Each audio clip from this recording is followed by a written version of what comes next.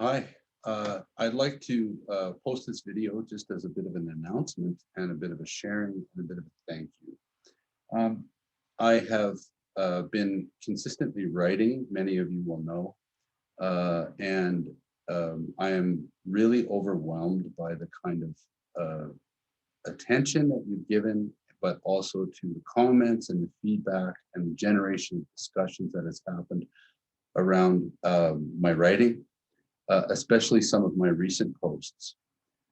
In this video, I'd like to just announce a little bit that I'm going to put up my five top posts from my blog in the links below. So you will see that those five top ones. I especially want to thank a few people who have really sort of engaged very well. I'm doing this from my home on Independence Day in the United States, but have been more moved by the movements going on in Canada, especially among settler culture here in Canada, towards um, incorporating and listening to Aboriginal and Indigenous voices in Canada. That's why I'm wearing orange today as a symbol of my allyship for the plight of Aboriginal people and their historical traumas and difficulties. But also to, I want to thank on some of my other posts. I have done some posts on Dr. Jordan Peterson and Gabba Mate, and some writing on that, as well as some attention to the idea that the stories that we've told ourselves have actually inhibited us and subjugated us as people, and that these stories are the things that we've carried forward. And so that's included in one of the posts below as well. I'd like to thank those people who have followed Dr. Jordan Peterson and have started communicating with me in a movement away from the what we call the sovereignty of the individual, and the movement away that somehow we are in control of things. And I appreciate that people have been open to this message. People have been open to the idea that there may be a higher power. And for me, I'm a Christian, and of course, I believe God is the higher power. But to be open to the fact that there are greater forces in the universe, besides our own individual wills and our own individual agendas.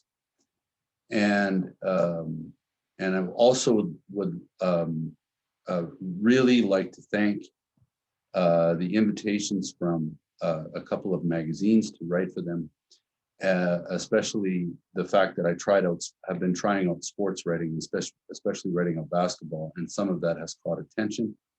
I believe that we tend to underestimate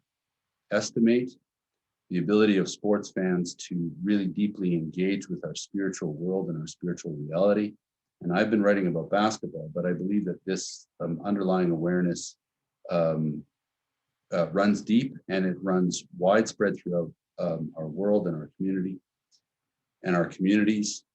And I would really like to thank the support of family members, and I'd like to thank the support of the King's University and MacEwan University, who have, in a sense, kept me employed, allowing me to teach, but also to allowing my website to be ad-free, and allowing me to run that website without any corporate sort of intervention other than WordPress. And I'd like to thank WordPress also too for hosting that the site, but that it appears to you as uncorrupted as possible by corporate influences. You will notice that I've been writing about the corporate agenda that sort of undergirds everything that we're doing, and that we need to pay attention to what those corporate agendas are. And I'd also especially like to thank the King's University for hosting one of my talks that I gave in May, as well as Cambridge University, that allowed me to speak to them, and to the University of Florida and to the University of Ireland. this past month on play and learning. And I feel very blessed. I think God has really blessed my situation. And I also want to thank God for that. And I invite you to look at my top 5 posts, which I'll put below. Thank you so much for following idealsandidentities.com and for supporting me as a person, and hoping that I can continue to feed into the rich thought and spiritual lives that undergird what we see every day. And again, thank you, and look forward to talking to more of you in the future.